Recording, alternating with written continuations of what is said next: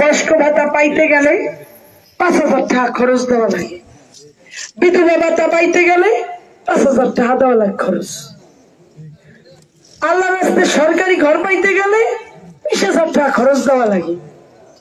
tubewell পাইতে গেলে 30,000 টাকা দেওয়া লাগে, আবার 3 বছর ঘোরাও লাগে,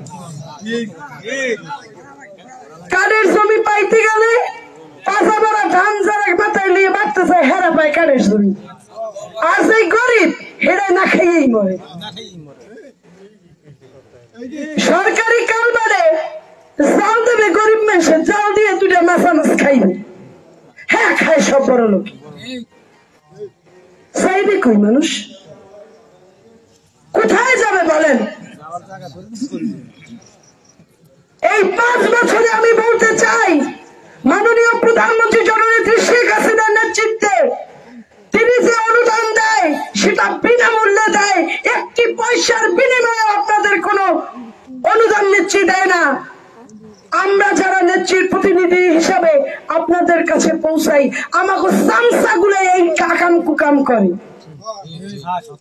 এই চামচাগুলোকে আপনারা 5টি বছর আমাকে ধরিয়ে দেবেন, আমি কোন গরিব দুঃখী